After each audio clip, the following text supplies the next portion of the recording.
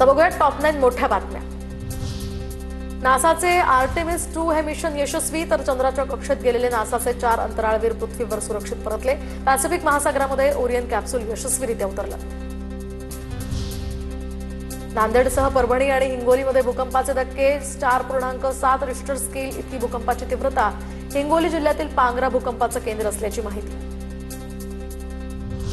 अयोध्येच्या धर्तीवर आता तुळजाभवानी मंदिराचा विकास होणार। 1865 कोटींच्या विकास आराखड्याला मंजुरी। 421 कोटींच्या कामांना लवकरच सुरुवात होणार। पालकमंत्री प्रताप सरनाईक यांनी मे महिन्यामध्ये या कामाचं भूमिपूजन करण्याचे दिले निर्देश। डॉक्टर बाबासाहेब आंबेडकर जयंतीनिमित्त बेस्टच्या जास्तीच्या बसेस धावणार। चैत्यभूमीवर येणाऱ्या अनुयायांसाठी 13 एप्रिलपासून रात्रीपासून या जास्तीच्या बसेस सोडण्यात येणार। दादर स्थानक ते चैत्यभूमी दरम्यान या विशेष फेऱ्यांसह अतिरिक्त अधिकारी सुद्धा तैनात असणार।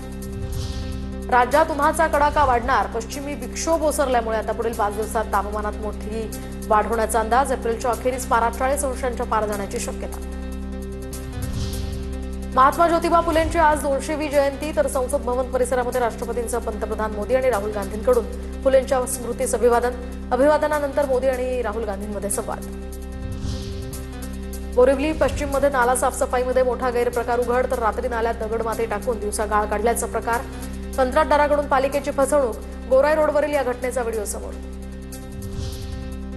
भारताच्या पहिल्या मानवी अंतराळ मोहिमेच्या तयारीमध्ये मोठं यश। वायुदलाच्या मदतीनं इस्रोची गगनयान मिशनची दुसरी क्रू मॉड्यूल चाचणी यशस्वी। 2027 मध्ये 4 पायलट्स अंतराळात जाणार। दुबई ते काठमांडू विमानाची लखनौ विमानतळावर इमर्जन्सी लँडिंग। काठमांडूमध्ये हवामान खराब असल्यानं लँडिंगची परवानगी मिळाली नाही। विमानातले सगळे 154 प्रवासी सुखरूप। दरम्यान हवामान व्यवस्थित स्थिर झाल्यानंतर आता 1.5 तासांनी विमान काठमांडूसाठी रवाना।